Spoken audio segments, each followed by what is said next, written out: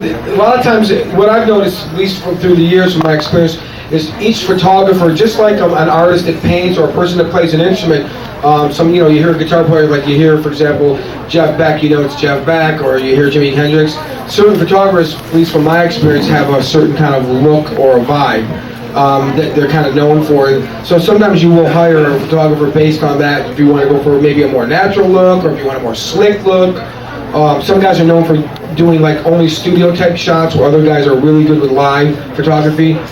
Niels Lozauer did the Rock the Nation tour book photo session, and Niels is probably my favorite photographer of all.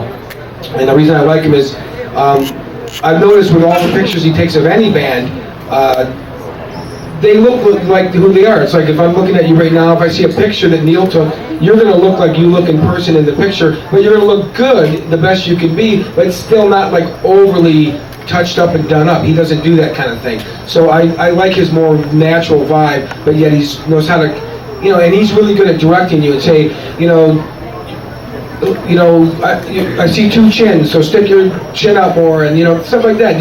Turn your head a little bit more, lean more up, suck your stomach, and he directs everybody. He really has a great eye behind the lens to know what's going to look good in the final, product.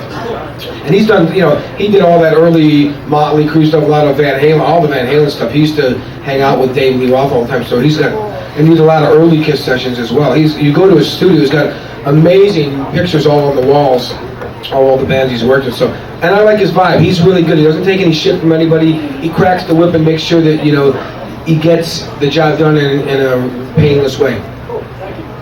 Welcome. Hey Eric, who are some of your favorite drummers when you were younger? My favorite drummer, my dad used to take me to see some drum clinics when I was a kid. Buddy Rich, so he took me to see a lot of big band drummers like Count Basie, Louis Bellson, the Buddy Rich band, stuff like that. Woody Herman, that kind of stuff. So I liked a lot of the big band jazz drummers, but rock drummers, Bonham's, John Bonham's probably the favorite, most, at least people from my era like. But I also like Denny Carmassi a lot. He played with Montrose. In fact, that record we always listen to when we're putting on makeup. That's one of Tommy, Paul, Gene, and mine. Everyone's, even I remember Ace always loved to hear it. We always loved that first Montrose record. And a lot of it, Ian Pace, Bill Ward, Black Sabbath. The list goes on and on. Carmine Appice, Cozy Powell, Simon Phillips. Mostly the era I grew up with, which is really more like late '60s, early, mostly all '70s type era. Eric, in regard to Paul's health, in regard to Paul's health with his hip surgery, and your guys' show coming up April 1st in California, what are the future plans for the band? Well, Paul, as all you know, he had hip replacement surgery back in October, and then there were some complications, so they had to go in and re-fix part of it right after Christmas time. So that kind of set his timetable for recovery back a bit. I saw him the other day, obviously, and he looked great. He lost a lot of weight. He's about the thinnest, the thinnest since I've known him. He's the thinnest I've ever seen him. He looks really good. And because first thing I said to him, I go, wow, you look really skinny. And I saw him like a month ago or something. We went out, because I went to the studio. He was playing me some of his tracks from a solo record. We went to dinner, and he looked good then. He had already lost weight, and then he lost even more. And he's moving around pretty good, but regarding whether he'll be able to put on 7-inch heels and jump around, or how much he'll be able to do that, remains to be seen. So we're going to rehearse and just do that one show, but it's only a short show. I think it's only going to be a few songs or something, because there's a bunch of other bands that are playing. I think it's Destiny's Child, Godsmack, Ted Nugent, I forget who else. But it's for the troops only. It's not for the public. It's only strictly for the troops and their families at Camp Pendleton.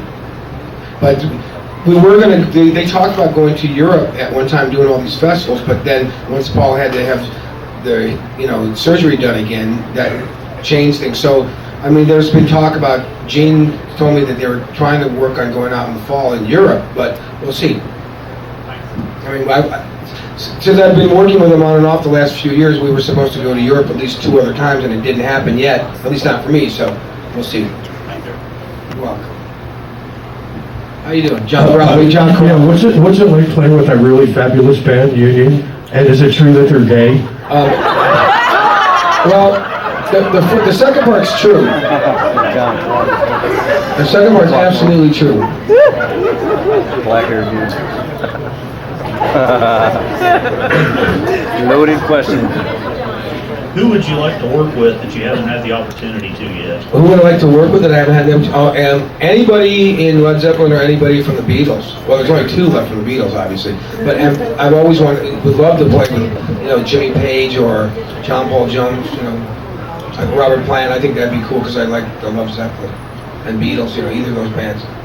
I've gotten to work with some of my other, Queen was still one of my favorite bands, and Kiss was a favorite band when I was a kid, and Sabbath, and I got to play with people from all those bands already, so I've done pretty good so far for my wish list, Oh, I'm looking at the guy with the camera. What's your view and feelings on the incident with Dimebag Darryl? We've heard a lot from different... What's my feeling? Well, I think everyone knows that goes without saying that it's terrible that something like that happened. And I think it's a concern for any band, with security issues, but, that was just, I think, hopefully it was a isolated freak incident, and I feel really bad for his family and the band. It's terrible something like that would happen, and it makes people kind of look over their back. I mean, people make a lot of idle threats. I mean, people make threats to you. Anyone can go on the internet and email you under a name and a Hotmail account or something and say what they wanted. I've gotten crazy emails through the years, but I just hope that security at shows really, people get mad when the security sometimes acts real strict or they think being a little bit too aggressive. But now I understand why they need to be. People shouldn't be somewhere they're not supposed to be. And evidently that guy had been trying to get backstage throughout the day, and he just jumped the fence and ran in there right when they started the show and ran right on the stage and did that. Supposedly, that's what I was told. I was. Eric, I've heard about you doing a solo project, the Eric Senior Project or something, I'm not sure, with Chuck Garrett and a couple others, and I've seen you have tour dates overseas. Do you plan on doing a Midwest tour around here or anything in the States? Actually, how that came about, he's mentioning I'm going to go with Bruce, John Corabi, and Chuck Garrett, who plays bass with Alice Cooper. We're going to go to Europe the end of April, early May to do some shows. And the only reason we're calling it ESP is because we couldn't think of another name. We weren't going to go as Union. I played some shows with Bruce in Japan and one in LA in January to fill in for Brent Fitz, who cool, thanks. Or hot, I should say, coffee. Thank you. How about Michelle LaRue? Have a nice hand for me. That was so helpful and accommodating. Thank you. So I filled in for Brent. Brent joined another band called Theory of a Deadman, a Canadian band. So Brent's out on tour with them right now. I think maybe some of you've seen them. I know they've been out opening for that band called... No, they're opening for 3 Doors Down? Shinedown. They've been opening for Shinedown. I'm going to put some equal in this stuff. Anyways, I filled in Brent. Bruce called me up. Well, Brent called me. He goes, look at Eric, I might join this new band. I'm not sure if I'm going to get the gig. And I go, well, Bruce does. He goes, would you be able to fill in? I go, well, Bruce wouldn't want me to. And then when he told Bruce goes, well, I'm going to get Eric. So Bruce called me up and said, hey, can you play these shows? And it was cool. I mean, once we did a couple shows, by the time we did the 3rd show, it sounded really good, I have to say, because those guys are great players. Jamie and John and Bruce are all really good. So it made it real easy. And we had a good time in Japan. But then Bruce approached me and said, hey, I have some offers. This guy said, he would like to bring you and I over to Europe to do some shows, and maybe we should ask John. And I said, well, let's get Chuck Garrett, and we'll just kind of do it as, I don't want to do it as Union, because I'm not in Union, and you should kind of keep that its own entity, when Brent's available, and, keep that as your own, so, not solo, but your own separate entity. And we should just go do this together, and we'll play some Union songs, we'll do some Kiss songs, but we'll play a lot of other cool songs like we did on that ESP cover record, and we'll just have fun. So we asked Chuck to do it, because I played with Chuck with Alice, and he's a great guy, so I don't know if we're going to do any shows other than the European stuff. We'll wait and see. It all depends on schedules, because John sometimes plays with Rat. I don't know if he's going to this summer. I think he's supposed to. But also, Bruce plays with Grand Funk, and I never know when if or when I'm going to be busy as well with Kiss stuff. So we find a little window when we know we were all available for a couple weeks, and we're just going to go and do it. And if it goes well, then maybe we'll try to plan to do maybe a week or weekends here and there, periodically, whenever we're all available, and go and just have fun. It's kind of like what we're going to do later with Stefan and Eric. Sometimes we play around town in LA. Stefan plays on every Thursday night with Eric. They play at the Cat Club, which is a club owned by Slim Jim Phantom from the Stray Cats. on Hollywood Boulevard next to the Whiskey A Go Go. They play there on Thursday nights, and different people come in and jam with them, and their lineup changes all the time. You know, sometimes I've filled in on drums, and it's kind of like, they're kind of like just pickup bands, you know. So it's kind of loose. We make a lot of mistakes, but the main thing is we have fun, and that's to me what it's all about, you know. Right in front. I like those long answers, huh? I've always wondered, how old were you when you started playing drums? How old was I? I was about 10. I think it was in the 5th grade. So what are you, like 10 years old then? 10 or 11? 12. No, 12. You're 12 in the 6th grade. How old are you? 12. What grade are you in? 6. Oh, so I was in the 5th grade when I was about 10 or 11. I play percussion. Oh, you played percussion? Cool. But I was about a little bit younger than you, just about a little bit. Now I'm old. I'm feeling it. I got a question for you. What's the largest audience you ever played to? Do you still get nervous when you play the large audiences? The biggest, I think. Largest crowd. I think the biggest crowd I played with Brian May and Roger Taylor when they first started doing their Queen musical. They did like a launching of the Queen We Will Rock You premiere thing. There's a festival that's in Holland every year in Amsterdam. It's called Queen's Day. And it's a big thing. People come from all over Europe there, and they usually have bands play on the town square. And we played there. There was like, they said, I mean, I had a helicopter shot at one time that they took from the aerial view, and they use a thermal camera, kind of like they can count people through heat. And they said there was between 120 and 150,000 people at that show that we played. And that was really cool because I got to play double drums with Roger, you know, like We Will Rock You and stuff. And so that was really cool. And I mean, the biggest Kiss show I ever played live was the Tokyo Dome, which is like 45,000. I remember playing with Gary Moore once in Spain. We played for like 60 or 70,000 people at some big arena, outdoor like stadium in Spain once in 1987. You ever get nervous doing it? Do I get nervous?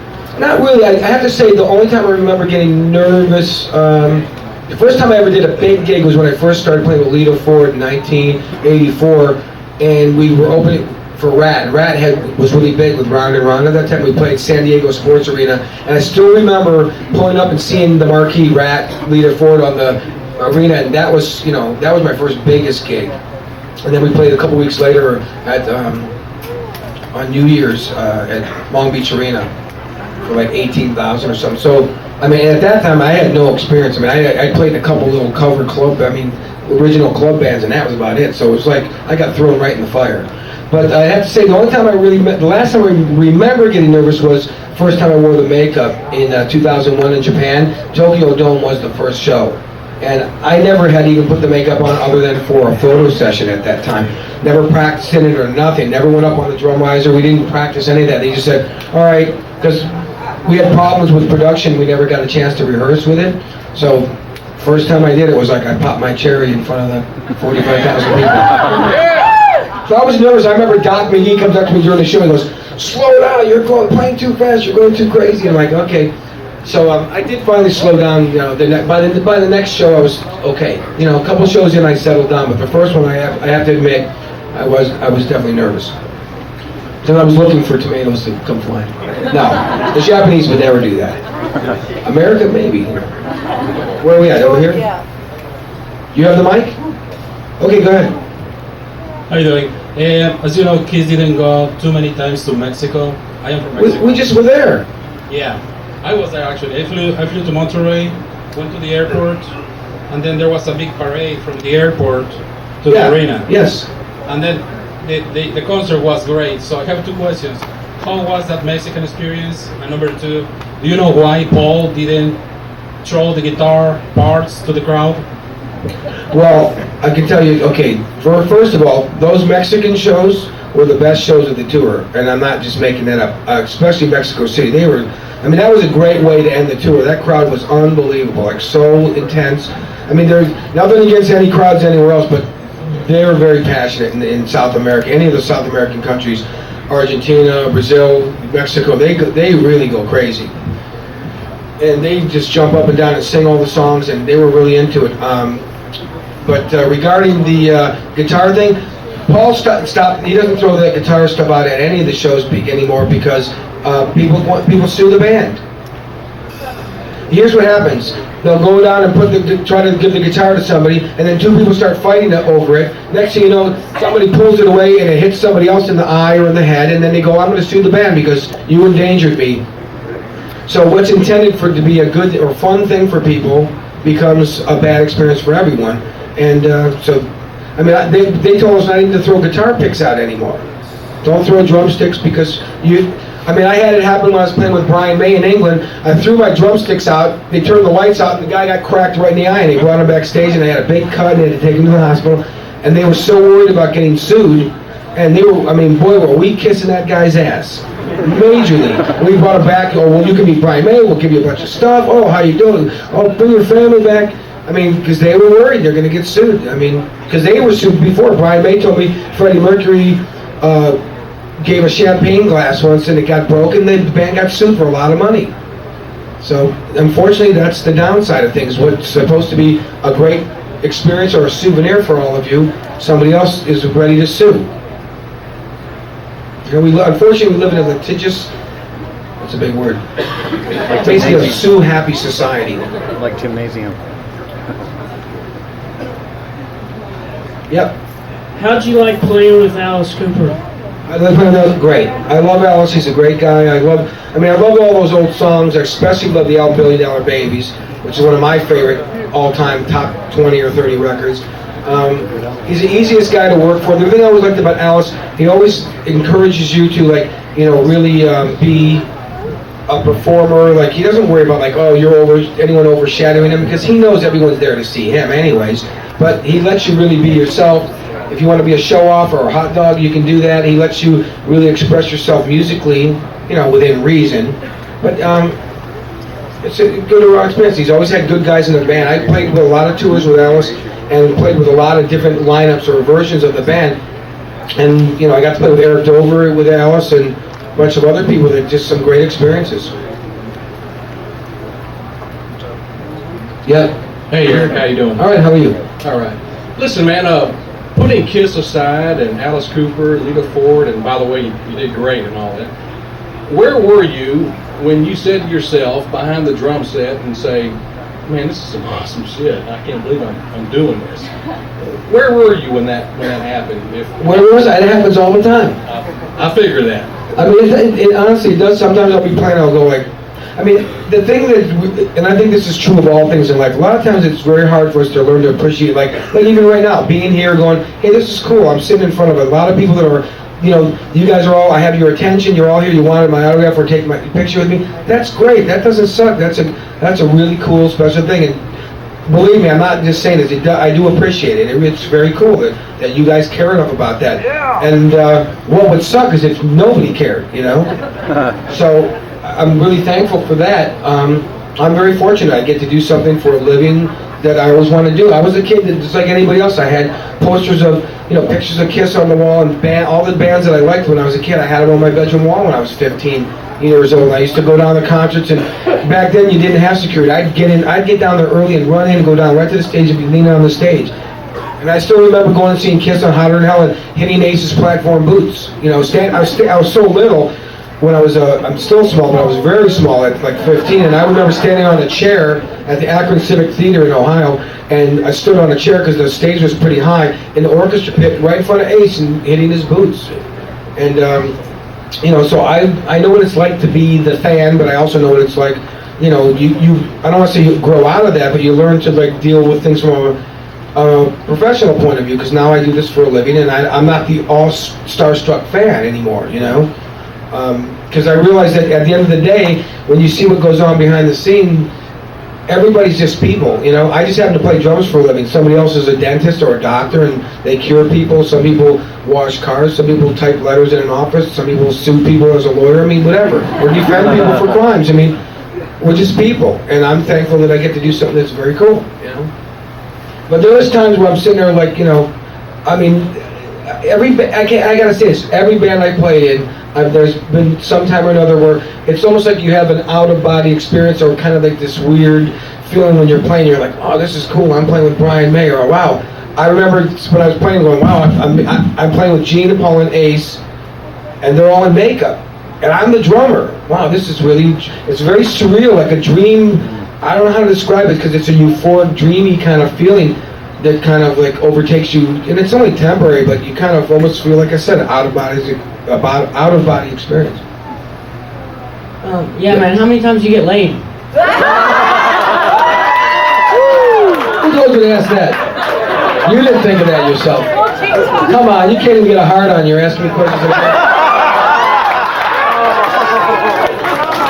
What? You say about your mom? You said something about your mom? Okay, there you go. This kid gets smart, Alec. You won't touch that one. How many times have you been late? I don't know. You never know. These kids are starting pretty young and getting in trouble already. Just whatever you do, make sure you wear a condom, okay? Yeah, I just got some kids condoms. Okay, there you go. I don't know how good. Well, those are kind of. Did you get the jean ones? They're a little small. Or so I'm told. Woo! Just kidding. How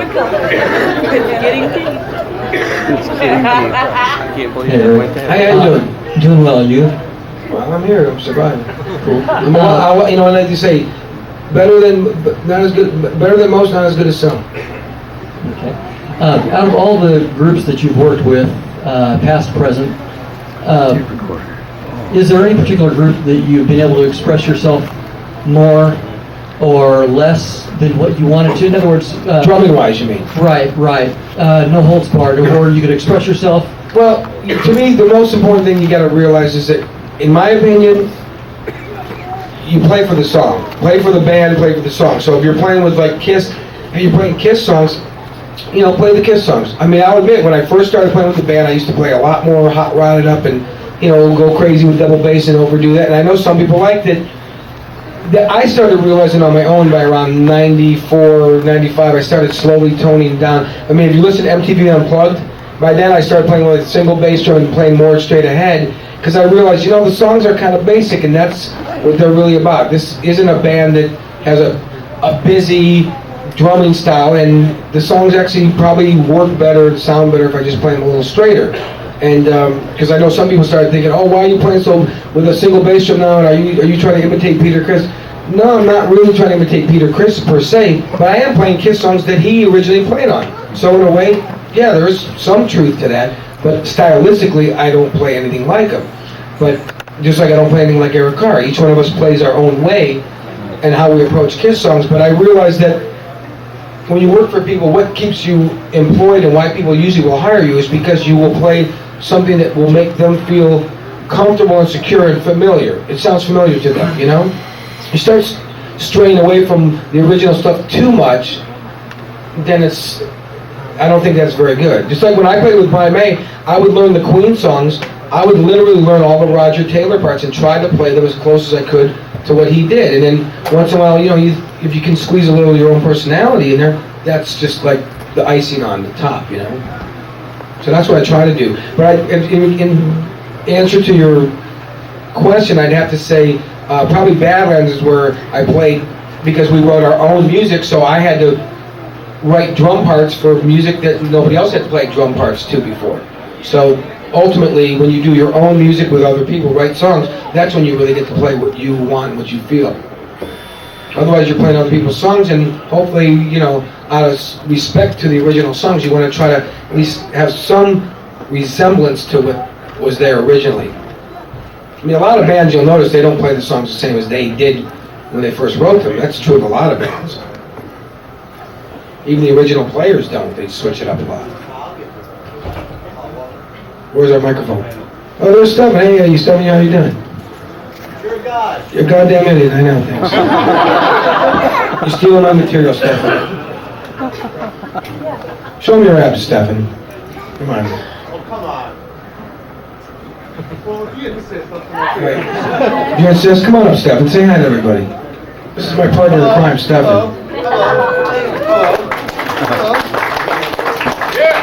Steven's going to play bass. He's here for comedic value. If you haven't noticed already, anyone that's been around him within 5 minutes. It's good. There's a great Star Trek convention going on. Steven's Kiss. Oh. See, he thinks it's Star Trek because that guy from Star Trek is my neighbor who lives around the corner from me. The guy that was the original Russian guy, Chekhov. guy looked like Davy Jones. He lives around the corner from me. So Stephen thinks that, that him and I do conventions together. You got it wrong, Stephen. I'll just set up my base. You do your thing. I don't mean to interrupt. Go ahead. I'm just going to do my thing. And look at that, Eric. A lot of jeans. Look, they're all ready to sign your check. All right. I wish. Yeah. Hey, get out your checkbooks, Gene. I love it. You got your money bags with you? I like it. Oh, there with those abs. There he is, the ab. You ever seen the ab commercials? Stephen does it now.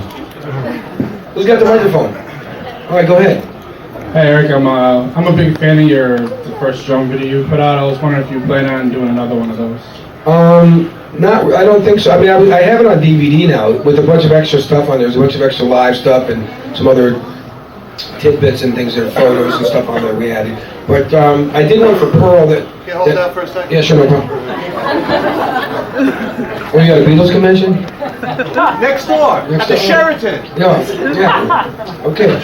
Actually, I did one for Pearl, which if anyone that buys a Export or a World Series drum kit, it comes with a kind of a how-to, basically how to open the box. It's like if you were a parent, you bought a drum kit for your kid for Christmas. It would show you how to open. All right, no problem. Just lean into the instrument. It would show you how to unpack the drums, put the drum heads on, basically set the kit up, roughly tune them, and kind of some basic get started drum beats and things. And they put that in every drum kit sold around the world. They told me last year that it's almost about 2 million drum kits around the world that's been in. So like 2 million people have seen me, I guess, on that thing. You should put it on my neck. Hey, here he is. How you about that? There you go. All right. Stephen. This is what he does. Stephen and Dizzy Reed from Guns N' Roses play on Thursday nights, and by the second or third song, they both have their shirts off trying to compare abs. Look at that Gene. He's like wondering, God, how do I get my abs like that? No more cookies. I noticed all the jeans. You guys are in great shape. For Gene? Well, they're imitating Gene. Ooh. Actually, Gene lost weight too. He goes to me, he goes, Eric, I lost weight. How do I look? I go, I gotta tell you, Gene, you don't look any different. He goes, he got all bummed out. I'm like, well, you might. He said, I lost 15 pounds. I go, well, maybe you gained 15 since the tour. Now you just lost it again. But he actually did lose weight. Both him and Paul have lost weight. Look really good. What? Who's got the next question? Even if it's in early talking stage, is there any plans for